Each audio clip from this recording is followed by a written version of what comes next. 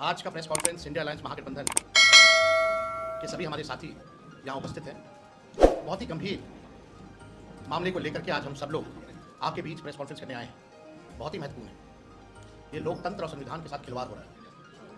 आप सब लोगों को पता होगा कि इलेक्शन कमीशन ने अचानक से विशेष गहन पुनरीक्षण की घोषणा की है। इसका ये मतलब है कि अभी जो पब्लिश हुआ था वोटर लिस्ट फरवरी माह में, जो फ्रेश घटाव जुड़ाव के बाद अब पूरे 8 करोड़ बिहारियों का वोटर लिस्ट जो है उसको साइड कर दिया गया है। अब नए सिरे से जो है वोटर्स बनाए जाएंगे।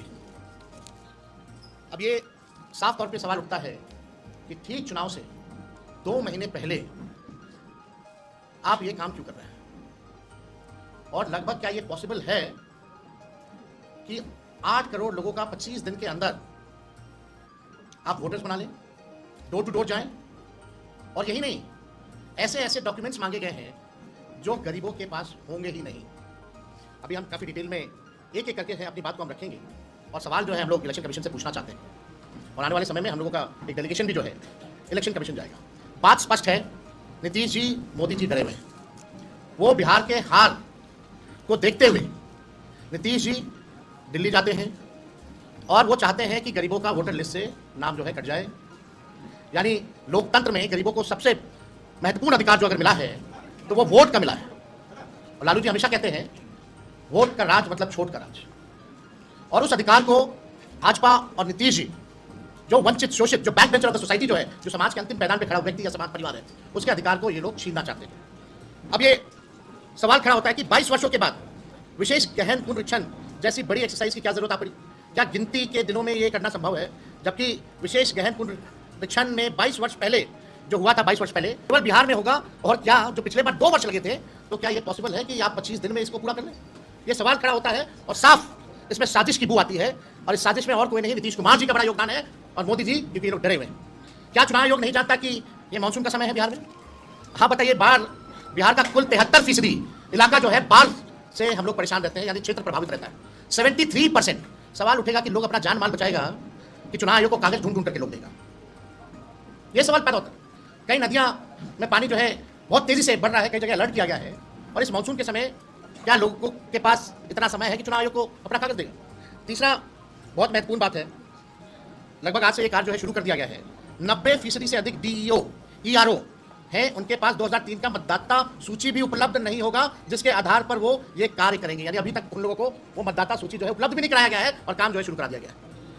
मैं दावे के साथ कहता हूं और कह रहा हूं कि इन लोगों को कोई उपलब्ध मतदाता सूची नहीं कराई गई है। संविधान और लोकतंत्र विरोधी भाजपा और उसकी सहयोगी दल जनता दल यूनाइटेड गरीबों और वंचित वर्गों के मतदान के अधिकार को छीनना चाह रहे हैं। पहले उनका मतदाता सूची से नाम काटेंगे, पहचान पत्र नहीं होगा, फिर गरीबों का राशन बंद करेंगे, पेंशन बंद करेंगे, अनुसूचित जाति, जनजाति और पिछड़े वर्गों की छात्रवृत्ति बंद करने का इनका पूरा एजेंडा है। इन्होंने जो डॉक्यूमेंट्स मांगे हैं, आधार कार्ड को नहीं मानते हैं, मनरेगा कार्ड को नहीं मानते हैं, ये लोग इसको वैध नहीं मान रहे। बिहार में हम दावे के साथ कह सकते हैं सबके पास आधार कार्ड भी नहीं बना हुआ, गरीबों के पास आधार कार्ड भी नहीं बना हुआ, लेकिन ये आधार कार्ड को भी नहीं मान रहे हैं। अब इसमें कौन कौन सा डॉक्यूमेंट लगेगा हम आपको बताएंगे। लेकिन आप बताइए, कुछ दिन पहले ही चुनाव आयोग का एक एक्सरसाइज था कि वोटर लिस्ट और आधार कार्ड को लिंक किया जाए ताकि डुप्लीकेसी ना हो। तो आप आधार कार्ड को क्यों नहीं मान रहे? इसमें ये तो बड़ा गंभीर सवाल पैदा करता है। ये आरएसएस बीजेपी के लोग गरीबों वंचितों के मतदान का अधिकार समाप्त करना चाहते हैं। और आज भी आरएसएस के एक बड़े नेता ने संविधान बदलने की बात की है। आज एक आरएसएस के नेता ने संविधान को भी बदलने की बात की है। 2024 में संपन्न लोकसभा चुनाव इसी मतदाता सूची पे हुए थे। तो लोकसभा का चुनाव वही मतदाता सूची पे हुआ है, तो बिहार का क्यों नहीं हो सकता है? वही सूची होगी ना। आखिर क्या जो है जरूरत पड़ेगी आनंद फानंद में? आप देखिएगा, यही सहायक निर्वाची पदाधिकारी नियुक्त थे, सब लोग उसमें पदाधिकारी जो होंगे वही होंगे जो करेंगे। तो अचानक से ये क्यों खत्म किया जा रहा है? क्या उसी सूची के आधार पर बनी सरकार की वैधता पर सवाल नहीं उठता? और चुनाव से ठीक पहले ये निर्णय क्या सही है? अब इसमें आप देखिएगा, इनमें से 59% आबादी 40 वर्ष या उससे कम आयु की है। यानी लगभग 4 करोड़ 76 लाख लोग निर्वाचन आयोग के निर्देश के अनुसार 1 जुलाई से 31 जुलाई 2025 के बीच इन 4 करोड़ 76 लाख लोगों को अपनी नागरिकता को साबित करना पड़ेगा। नागरिकता को साबित में आधार कार्ड नहीं है, मनरेगा वाला नहीं है। उसमें क्या है, अगर इन समूह को 4 करोड़ 76 लाख लोगों को 3 समूह में अगर बांटा जा सकता है। पहला समूह लगभग 4% लोग जो 39 से 40 वर्ष की आयु के हैं, इन्हें अपनी नागरिकता का दस्तावेज प्रस्तुत करना होगा। दूसरा समूह लगभग 85% लोग जो 20 से 38 वर्ष के उम्र के हैं, यानी 4 करोड़ से अधिक लोग, इन्हें अपने पिता या माता का नागरिकता साबित करना पड़ेगा, दस्तावेज प्रस्तुत करना पड़ेगा, यानी माता पिता का बर्थ सर्टिफिकेट भी आपको ला करके देना पड़ेगा, तब जाकर क्या वोटर बनिएगा। तीनों समूह का रिपीट कर दें।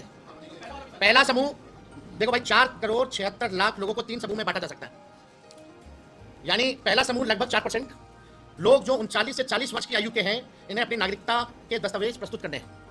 दूसरा समूह लगभग 85% लोग जो 20 से 38 वर्ष के उम्र के हैं, यानी 4 करोड़ से अधिक, इन्हें अपने माता पिता की नागरिकता को साबित करना पड़ेगा, यानी जो 39 साल के लोग जो है 28 से 38 साल के बीच के 20 से 38 साल के बीच के जो लोग हैं, उनको अपने माता पिता का डेट बर्थ सर्टिफिकेट वगैरह जो है वो लाना पड़ेगा, डॉक्यूमेंट देना पड़ेगा। कितने गांव देहात में आपके माता पिता का कितना लोगों का सर्टिफिकेट बनाया, जरा बता दीजिए, वो कहाँ से लाएंगे, और वो भी बाढ़ के समय में।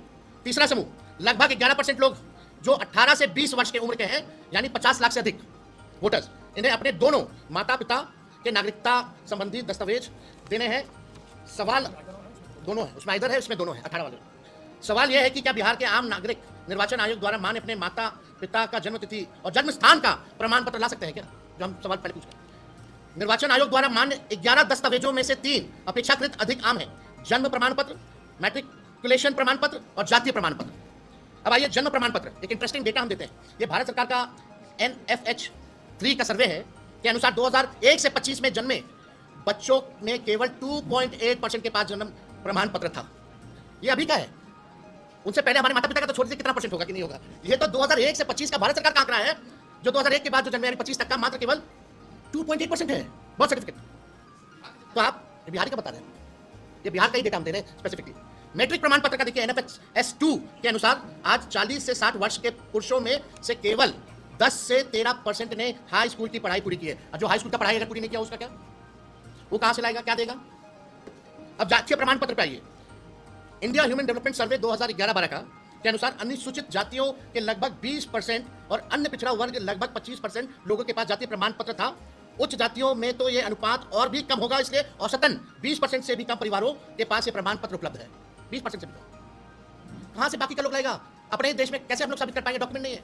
और 73% लोग बाढ़ से हमारा क्षेत्र जो है प्रभावित रहता है। ये 25 दिन में कैसे होगा, जो पिछले बार जाके हुआ था तो 2 वर्ष लग गए थे। और सवाल उठता है कि केवल बिहार में ही क्यों और देश भर में क्यों नहीं हो रहा। ये पूरी तरीके से साजिश की बू है और इसमें एनडीए के लोग जो है मिले हुए हैं। अब इसका अर्थ ये है, अधिकतम लोगों के पास ऐसा कोई दस्तावेज नहीं है जिसे उनकी जन्म तिथि में जन्म स्थान सिद्ध हो सके।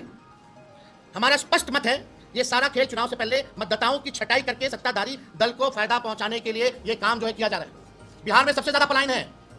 अब जो लोग बिहार के बाहर हैं, अभी हमारे सांसद राज्यसभा के संजय यादव जी ने पूछा भारत सरकार से, बताओ बिहार के लोग कितने जो है पलायन किए हैं, जरा हमको आंकड़ा दीजिए।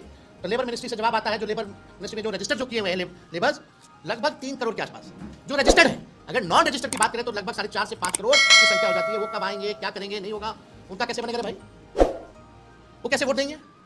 यानी लोकतंत्र को आप खत्म कर रहे हो, संविधान को खत्म कर रहे हो। आप गरीब वंचित समाज से जो लोग हैं, जिनका सदियों से आपने शोषण किया है, फिर से आरएसएस भाजपा नीतीश जी उनके सहयोगी शोषण करवा रहे हैं, वोट का अधिकार छीन रहे।